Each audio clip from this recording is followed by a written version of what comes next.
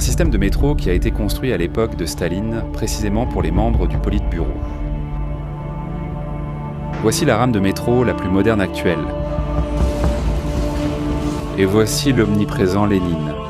Là-bas, au fond, on voit la cabine de l'opérateur de l'escalator. Voici le joyau de la couronne avec l'emblème de l'Union soviétique.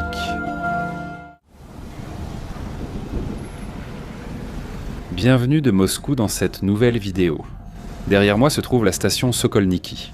À l'automne 1934, la première rame d'essai du métro de Moscou arrivait ici. Quelques mois plus tard, au printemps 1935, il serait déjà en service. Depuis lors jusqu'à aujourd'hui, ce réseau de métro a connu une croissance exponentielle et est devenu une icône aussi bien de la ville qu'à l'échelle mondiale.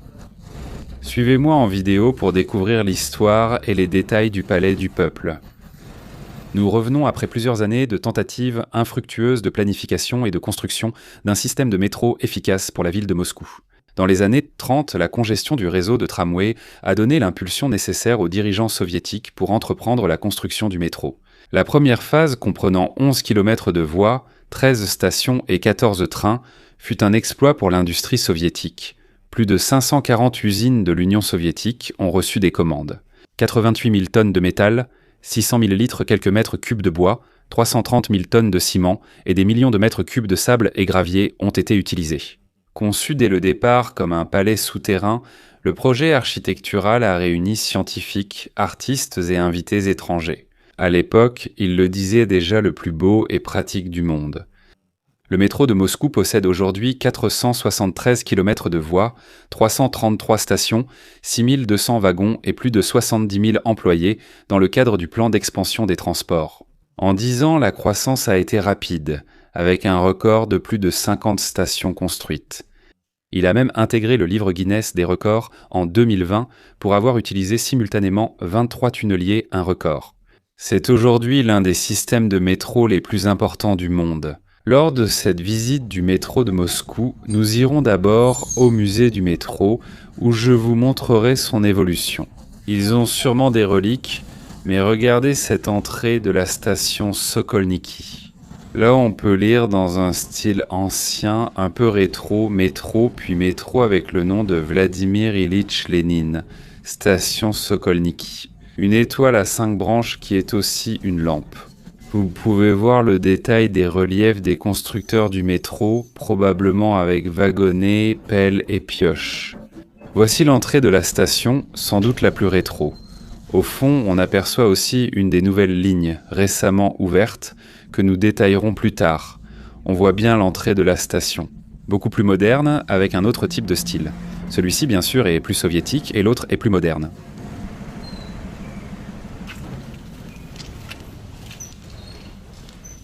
La première chose à faire est d'acheter un billet, voici le guichet, mais vous avez aussi, vous voyez les systèmes de sécurité, il y a un détecteur de métaux ici, aussi pour les personnes. Voici les guichets modernes, on peut acheter avec la carte, 60 trajets pour 30 jours. Bonjour, puis-je acheter 5 cents roubles, 5 cents, oui. Merci beaucoup, de rien.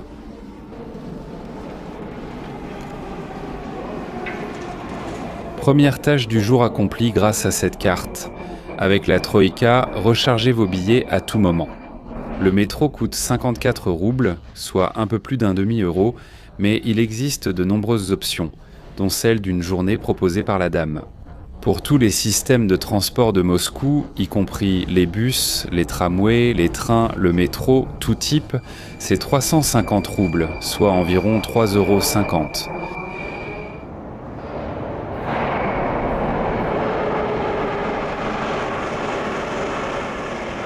Dans presque toutes les stations, un compteur affiche toujours l'heure. Actuellement, il est un peu plus de 3h30, et un certain temps s'est écoulé depuis le passage du dernier train en station. Voyons la fréquence de passage maintenant, hors heure de pointe, à 15h30 aujourd'hui. On la compare à celle des métros d'autres villes ?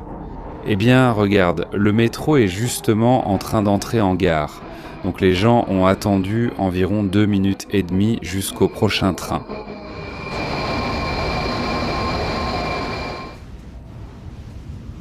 Ici, vous voyez ce que je disais. Ouverte le 15 mai 1935, monument historique et culturel. L'une des choses les plus curieuses que j'ai découvertes en venant ici à Moscou, c'est l'histoire du métro 2, qui est un système de métro parallèle au métro civil. On pense, ce n'est ni confirmé ni démenti, mais on pense que c'était un système de métro construit à l'époque de Staline. Précisément pour les membres du Politburo et les militaires en cas d'attaque. Et il comportait différents bunkers pour se protéger, justement en temps de guerre. On pense qu'il reliait le Kremlin au bureau du service fédéral de sécurité, puis à l'aéroport militaire de Vnukovo. Ici, à la station Sokolniki, on pense que c'est là où se trouve la ligne 6, où le métro civil croise ce métro alternatif, le métro 2. Cette station a une riche histoire et quelques secrets.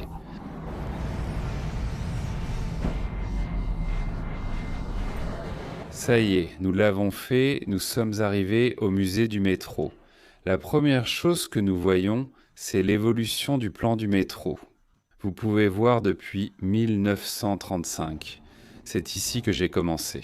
La vidéo à Sokolniki allait jusqu'à Parc Kulturi, le parc de la culture ou le parc Gorki, comme on l'appelle aussi. Et on parcourait la ligne rouge, bien sûr, la ligne rouge, la première ligne du métro de Moscou, pratiquement tout le centre de Moscou.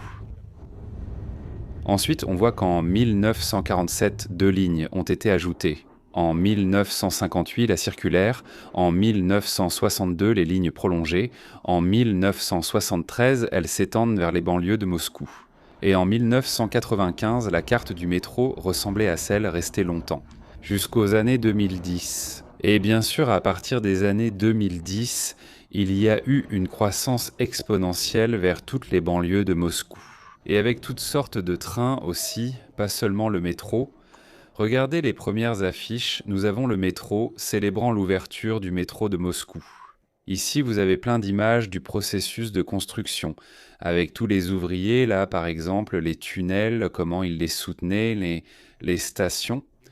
J'ai vu quelque chose de curieux, regardez si la caméra le montre, c'est écrit. Seuls les ouvriers prolétaires gouvernementaux pourront construire le métro avec si peu de temps de préavis. Regardez les artistes ici, c'est à Komsomolskaya, maintenant en la voyant, regardez comment ils faisaient les reliefs, et ici nous avons déjà la carte, comme le plan de développement serait bon. Exemple, 1024 nouvelles stations en 2025, et avec les 2 cœurs, ce qu'on appelle le cœur de Moscou, qu'ils ont créé ces dernières années avec les lignes diamétrales. Et ce plan est prévu jusqu'en 1027, pour continuer à se développer. Regardez, ici, il est écrit « Pour la grande efficacité et la qualité du travail durant les 50 premières années ». Ici, vous avez 2 des modèles les plus mythiques encore visibles aujourd'hui, même si les nouveaux les remplacent. Comme vous pouvez le voir, aujourd'hui j'ai choisi ce sweatshirt, sur lequel on peut voir l'évolution de certains des wagons du métro. Ces 2-là apparaissent ici et là. Différentes plaques que portent les wagons qui indiquent le numéro de série du wagon, le type de wagon, l'année de construction. Et aussi qu'ils viennent de l'usine de Mytitchi, qui est une immense usine située un peu en dehors de Moscou. Là, ils fabriquent des wagons depuis des décennies. Là-bas, vous pouvez voir des plaques de 1966, 1970, jusqu'à 1997 et 2001. Elles sont sur chaque wagon et visibles en montant. Personnellement, c'est le wagon le plus ancien encore en service dans lequel je sois monté. C'était il y a quelques années et il datait de 73 et il fonctionnait toujours, Comme quoi, on ne peut pas dire que les choses soviétiques ne duraient pas. Au musée, on montre aussi des panneaux utilisés pour diriger le trafic des wagons modernes et anciens. On visite les principaux départements. Escalier mécanique, électromécanique, électricité, médical, sécurité et police. On y montre diverses unités, des uniformes de conducteurs et de chefs de gare, un poste longtemps réservé aux femmes, interdite de conduite jusqu'en 2021. Le métro est vu comme un métier risqué. On présente aussi l'évolution des tickets, du papier aux cartes Troïka actuelles. De même, les distributeurs de billets et tourniquets fonctionnaient autrefois uniquement avec des pièces. Et ces machines ici, Si je ne me trompe pas, c'était pour changer 10 roubles. Ici 15 roubles et 20 roubles. Je suppose que tu mettais la pièce et qu'elle te l'a changée en pièce de 5 roubles pour que tu puisses accéder au métro. On entrait avec une pièce de 5 roubles ou 5 kopecks. Là, vous pouvez voir les 5 roubles ou kopecks. Je ne sais pas si ce sont 5 roubles ou 5 centimes de roubles, mais vous pouvez voir l'intérieur. Tu mettais la pièce ici, ça libérait tout, tu prenais ta monnaie et la remettais. Regardez aussi sur les quais de la station. Voici à quoi ressembleraient les prochaines stations ou celles de la ligne. Voilà à quoi c'était quand je suis arrivé à Moscou en 2018, il n'y a pas si longtemps.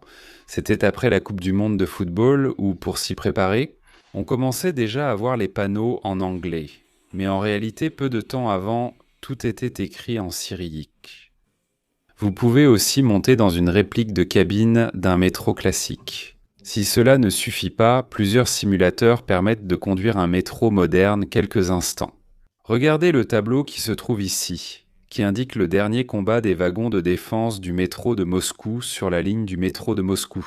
Ils équipaient ces petits chars et mitrailleuses anti-aériennes pour se défendre contre l'aviation nazie.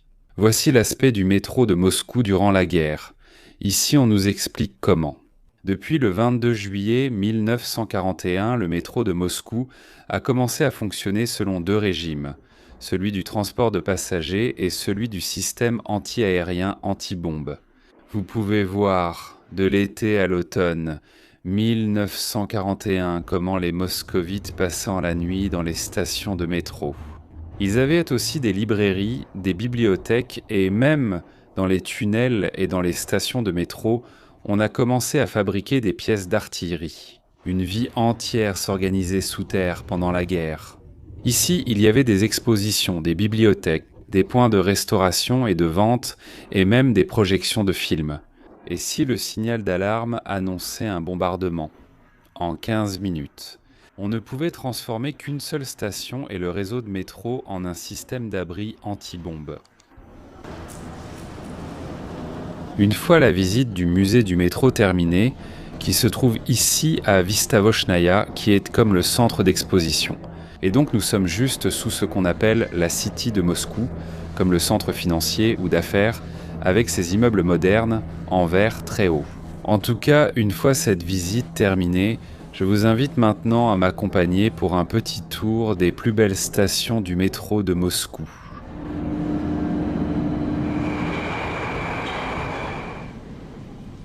La première étape de cet itinéraire est la station Kievskaya sur la ligne centrale, numéro 5. On dit que lorsque Khrouchtchev est arrivé au pouvoir en 1953, il voulait que Kiev ait une station digne de l'Ukraine dans le métro de Moscou. Les 2 autres, sur les lignes 3 et 4, ne le satisfaisant pas, il a donc décidé d'en construire une digne de ce nom. La décoration de cette magnifique station Kievskaya, située sur l'anneau central du métro de Moscou, représente l'amitié entre les peuples russes et ukrainiens, et elle est dédiée à la République d'Ukraine. Dans ce premier vestibule que nous découvrons, on peut voir d'immenses colonnes en marbre. C'est pour cela que vous pouvez comprendre pourquoi on l'appelle le palais du peuple. Puis des mosaïques dorées illustrent ouvriers, agriculteurs, militaires, enfants, professeurs et diverses professions et citoyens. Et au centre du vestibule, vous avez le blason de la République d'Ukraine, juste là. Nous allons maintenant à la station pour que vous la voyiez. Au fait, ce que je disais tout à l'heure, regardez les escalators et regardez comment sont les lampes qu'ils ont ici pour éclairer tout ce couloir. Avec ces lampes, qui sont probablement celles qu'ils ont installées lors de l'inauguration de la station, en 1954. Et je ne sais pas si même les escalators datent de cette année-là. Jetez un coup d'œil, il pourrait très bien être des années 50. Là-bas au fond, on voit la cabine de l'opérateur de l'escalator, que possèdent tous les escalators du métro de Moscou, celles aussi anciennes. Ils ont un opérateur d'escalator qui est chargé de contrôler, car ici il y a 4 escalators, 2 montent et 2 descendent. C'est l'heure de pointe, mais parfois il faut faire monter 3 personnes et en faire descendre une, ou peu importe. C'est lui le responsable, la personne qui se trouve ici, dans cette cabine, de faire en sorte que ce soit ainsi. Aussi, s'il y a une panne sur un escalator, c'est lui qui est chargé de l'arrêter et d'appeler le service technique pour qu'il vienne le réparer.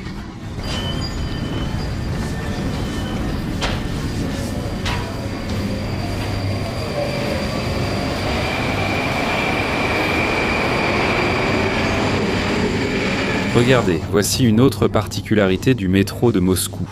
Quelqu'un donne des directions avec un mégaphone. Il s'occupe, pour ainsi dire, de diriger le trafic des personnes, de leur indiquer de monter par un escalier précis, pour prévenir qu'il y a des escalators qui ne fonctionnent pas. Quoi qu'il en soit. Bon, nous sommes déjà arrivés à la station Kievskaya de la ligne centrale, la ligne circulaire du métro de Moscou. Elle est remplie de mosaïques. Ici, par exemple, sur celui-ci, il est écrit « Pour l'amitié des peuples et le développement de la patrie socialiste ». Sur celui-ci, on peut lire « La compétition socialiste des métallurgistes de l'Oural et du Donbass ». Sur un autre, on lit « L'amitié des fermes collectives russes et ukrainiennes ».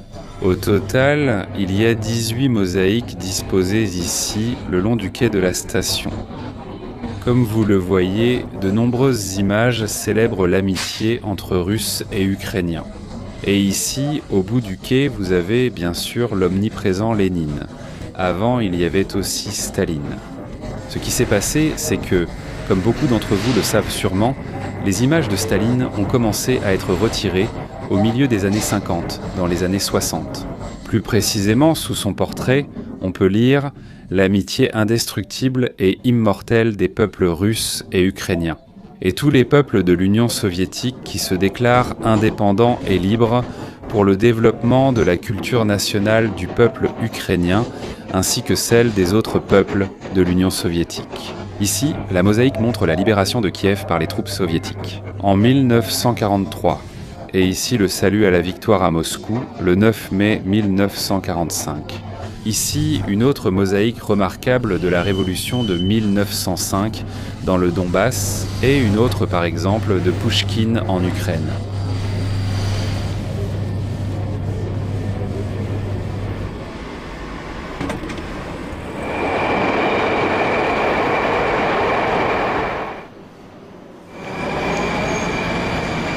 La station suivante où je suis allé est Arbatskaya, à côté de Kievskaya. Le métro de Moscou, notamment dans les anciens wagons de la station Arbatskaya, se distingue aussi par son bruit. Le style architectural imite le baroque des XVIIe et XVIIIe siècles. C'est pourquoi vous pouvez voir ces décorations, ces reliefs, accompagnés de bancs en bois et en granit rouge, ces lampes suspendues, ainsi qu'une multitude de détails tout au long des quais, très baroques. Elle se considère comme l'une des plus belles stations du métro de Moscou, même si, comparée à d'autres, elle reste assez simple. Cette station Arbatskaya est très proche du Kremlin, à quelques mètres seulement. C'est pourquoi il a été décidé de la décorer dans le style baroque russe. Voyez les détails que j'ai trouvés sur ces colonnes. La faucille, le marteau et un motif agricole avec raisins, pommes et poires. Le détail des colonnes et reliefs dans le métro de Moscou est spectaculaire. Oui, rien que ce que vous voyez ici, ces marbres noirs, rouges, gris, blancs, ocre, tout cela vaut une fortune. Même les sols sont en marbre. Observez aussi les rampes, elles sont en marbre avec l'étoile rouge.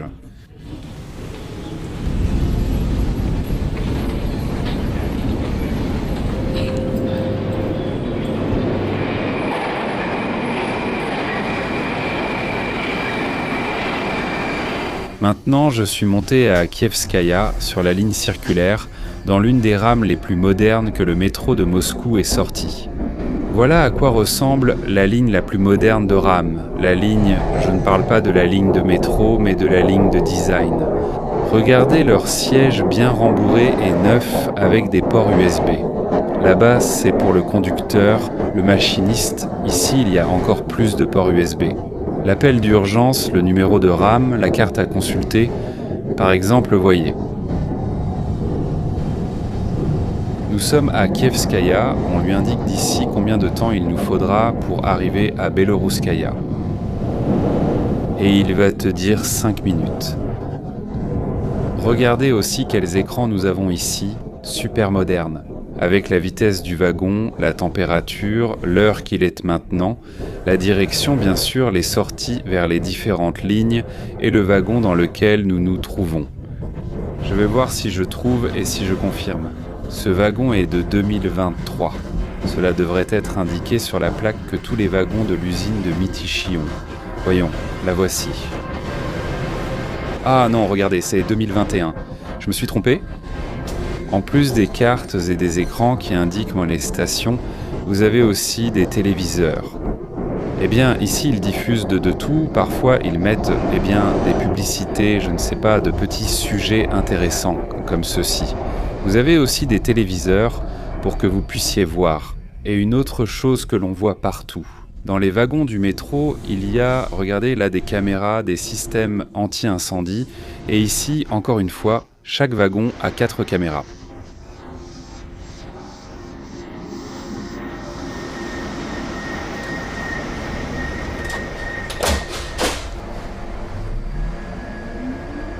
Pour ceux qui n'aiment pas les écrans, une carte classique du métro est ici sous forme d'autocollant. Ce que vous voyez, c'est déjà pris. Gorod, ici, c'est déjà la périphérie. Là, ce serait le centre, la place rouge. Et ça, c'est déjà. Si je ne me trompe pas, ces deux-là seraient déjà à environ 30 km. Ça dépend de la zone, non, mais entre 20 et 30 km. Pour que vous ayez une idée des distances couvertes, vous avez ici un code QR pour le Wi-Fi gratuit, au cas où vous voudriez vous connecter. Aero Express à l'aéroport Sheremetyevo. Voici à quoi ressemble la rame de métro la plus moderne aujourd'hui. Le drapeau russe a été ajouté récemment. Avant, quand je suis arrivé ici en Russie, il n'y était pas, maintenant oui. Et ils l'ont mis sur toutes les rames, pas seulement sur les nouvelles.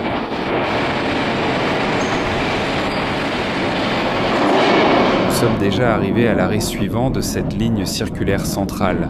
C'est Bielorouskaya, la station dédiée à la Biélorussie. Vous pouvez voir que les quais sont déjà spectaculaires. Dans l'arche en turquoise, on observe tous les épis de blé, la richesse des céréales. Oh, et un métro vient juste de partir, regarde.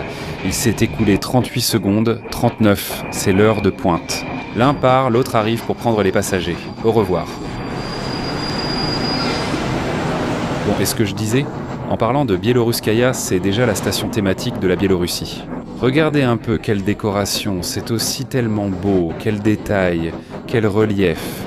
Les bancs en bois et en marbre, les grilles. La station de plâtrerie a été fondée en 1952. Et tout comme celle que nous avons vue à Kievskaya, dédiée au peuple ukrainien, elle exalte l'amitié du peuple biélorusse. Encore une fois, nous pouvons trouver dans cette station des mosaïques qui évoquent différents moments ou différentes situations, différentes scènes que l'on pourrait voir en République biélorusse, comme ce sportif acclamé. Ici, nous avons 2 éleveuses, par exemple, en train de traire, enfin, pas en train de traire, mais sur le point de le faire. La Biélorussie est très connue pour son industrie laitière. Vous pouvez voir que les personnes sur les mosaïques portent des vêtements traditionnels biélorusses. Et la décoration. Les bords des mosaïques imitent aussi un peu ce motif que les Biélorusses ont sur leurs vêtements nationaux et sur leurs drapeaux. Comme vous pouvez le voir, faites-y attention si vous venez ici. Les mosaïques ne se trouvent pas sur les côtés de la station, car il y a des bancs et des lampes. Les mosaïques sont en hauteur, donc il faut lever les yeux si vous voulez les voir et les apprécier.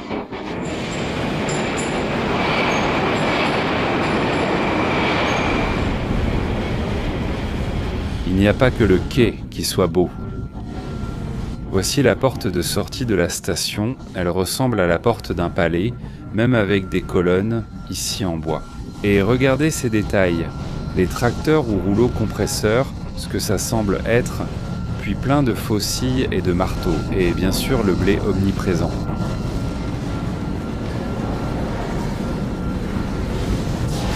Et si c'était la sortie, la porte de sortie? Voici le bâtiment d'entrée du métro qui ressemble aussi à un palais. Là-bas, il est écrit « Métro de Moscou, Vladimir Ilitch Lénine, station Biélorussie ».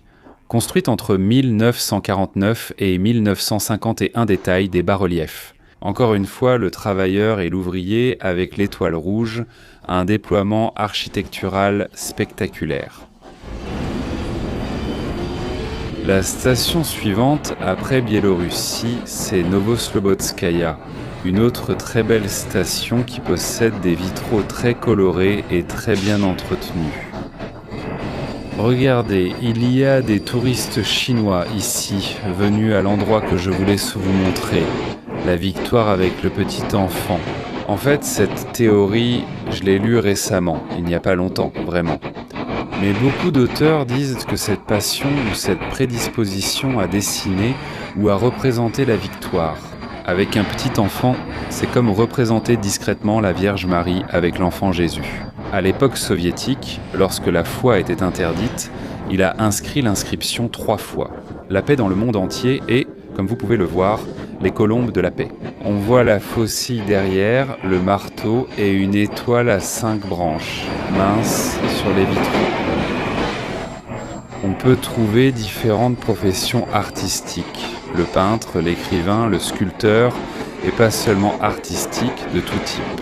Ici, nous avons la représentation d'un ouvrier, même de façon plus conceptuelle. Mais on voit les usines fumantes au loin par la fenêtre, puis ce qui semble être une partie de machine et ici une paysanne. D'après ce que j'ai lu, les plans initiaux des architectes ne prévoyaient pas une gare avec autant de lumière. C'est parce qu'ils l'ont restaurée il y a quelques années. Ils ont restauré lampes et vitraux et installé un éclairage plus puissant. C'est pourquoi nous la voyons ainsi. Aujourd'hui, les vitraux se trouvent aussi bien au centre du quai que sur les quais latéraux. Faites attention aux détails des vitraux. C'est spectaculaire avec les reliefs et le cadre ici. Tout est vraiment impressionnant, c'est un vrai musée, le métro de Moscou. Merci. Une autre station qui n'est peut-être pas la plus belle du métro de Moscou, mais qui m'a vraiment impressionné et intrigué. C'est celle qui est dédiée à Mendeleïev, le créateur du tableau périodique, qui en Russie est connu sous le nom de tableau de Mendeleïev. Comme vous pouvez le voir, elle est très simple. Un marbre spectaculaire se distingue par ses chaînes d'atomes en forme de lampe. Regardez, ici nous avons un autre modèle de métro et nous allons monter dedans pour que vous voyez comment c'est. Vous voyez que ça change, ce n'est pas aussi moderne. Il y a un petit écran mais plus petit et l'affichage des stations est plus ancien. De petites lumières s'allument. Ce wagon a été construit en 2013. Parmi les plus belles stations de cette ligne circulaire figure aussi Prospect Mira. Regardez l'avenue de la Paix, vous pouvez voir des colonnes en marbre, des frises en céramique avec des formes de palmiers ou de palmes, et ensuite vous pouvez voir différents reliefs sur les frises, avec à nouveau des scènes de la vie quotidienne de l'époque soviétique. Et jetez un coup d'œil à ces énormes lampes. Chacune doit peser 1 tonne, j'imagine, parce qu'elles sont énormes, et il y en a 10 ou 12 tout le long du quai. Et de l'autre côté des colonnes, là où se trouvent les scènes de la vie quotidienne, on a ces énormes bas-reliefs avec la faucille et le marteau, et des épis de céréales, ainsi que des grappes de raisins et différents fruits. Une autre des stations spectaculaires de ce métro de Moscou est Komsomolskaya, qui possède un énorme buste de Lénine au bout du quai de Komsomolskaya.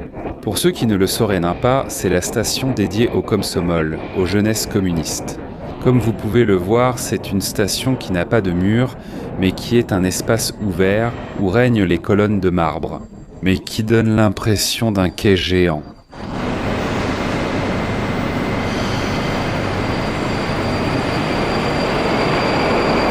Dans les différents mosaïques qui se trouvent le long du quai, on nous raconte les moments clés de l'histoire russe. On voit des images de chevaliers russes médiévaux, puis aussi des images de soldats et de dirigeants à l'époque tsariste. On voit comment Lénine s'adresse aux masses, Puis on voit des soldats célébrant la victoire lors de la Grande Guerre patriotique. Et enfin, nous avons celui-ci, qui représente la victoire avec le mausolée de Lénine, puisqu'il y serait enterré.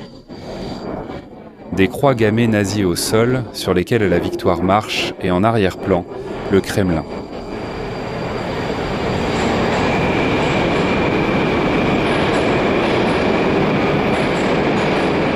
Il en va de même pour les mosaïques métalliques, je ne sais pas comment le dire, celles-ci ici racontent aussi l'évolution des différentes armes. Ils commencent avec des arcs, des flèches, des haches et des épées, puis ils introduisent les fusils. Et enfin, on voit déjà des armes plus modernes, des obus, des fusils d'assaut, des choses qui ont été utilisées pendant la Seconde Guerre mondiale. On pourrait continuer ainsi toute la journée à visiter de magnifiques stations comme Mayakovskaya avec ses mosaïques et colonnes. Là où Staline fit son discours en 1941 au début de la Grande Guerre patriotique, ou Plochad Revolucji, la place de la Révolution, qui célèbre la Révolution rouge avec ses statues célèbres que les voyageurs touchent pour la chance. Elektrazavodskaya, Slaviansky Boulevard, Kropotkinskaya au style égyptien, Teatralnaya à l'entrée imposante, Novokuznetskaya décorée de mosaïques et bas-reliefs sur la résistance soviétique. Partizanskaya dédiée aux résistants de la guerre, Dostoïevskaya, Taganskaya. Avia Motornaya, Parc Pobdi et des stations modernes comme Novoperedelkino forment ce musée souterrain qui impressionne dès la première visite. Jetez un coup d'œil à ces immenses escalators que vous pouvez trouver ici, et celui-ci n'est même pas l'un des plus longs. Merci. Et regardez, nous avons enfin trouvé l'un des anciens métros, montons dedans avec son drapeau russe. Ici, vous voyez que tout est plus rudimentaire, même si, attention, celui dans lequel je suis monté datait de 1970. Ce type de wagon, comme vous pouvez le voir ici, les stations ne sont plus que des autocollants. Il y a quelques écrans, mais tout ce confort comme les ports USB, on ne l'a pas. De même pour communiquer avec le conducteur.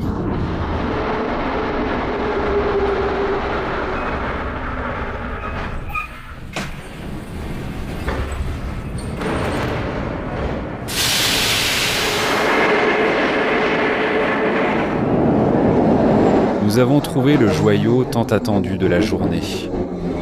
La voiture rétro, la voici, c'est ainsi que les voitures ressemblaient les premières voitures, regardez, avec l'emblème de l'Union soviétique dans toutes les langues de toutes les républiques. C'est une voiture moderne, rénovée dans le style ancien.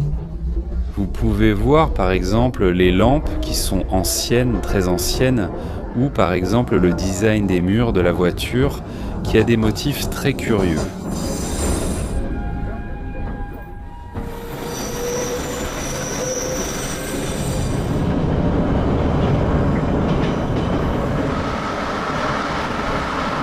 Le métro étant moins plein, je veux que vous jetiez un œil, vous regardiez les sièges.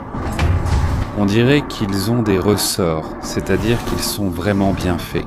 J'imagine que c'est le confort qu'ils avaient dans les années 30 dans les premières tonnes voitures de métro, recouvertes de cuir, avec un peu de rembourrage et des ressorts. Et bien sûr pas la couleur classique bleue ou blanche que nous voyons aujourd'hui, mais couleur moutarde et à l'intérieur, de type ocre, aussi couleur ocre.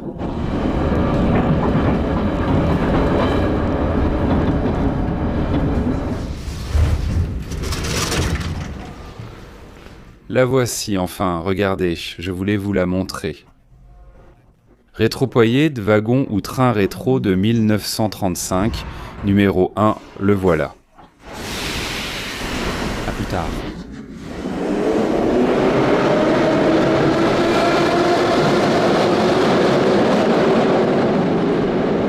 Eh bien, je pense qu'avec ce train mythique que nous venons de voir, ce wagon mythique du métro de Moscou qui imite les premiers métros. Nous allons arrêter la vidéo ici. On pourrait continuer, mais ce tour d'horizon était complet. J'espère que ça vous a plu et on se retrouve à la prochaine. Ciao!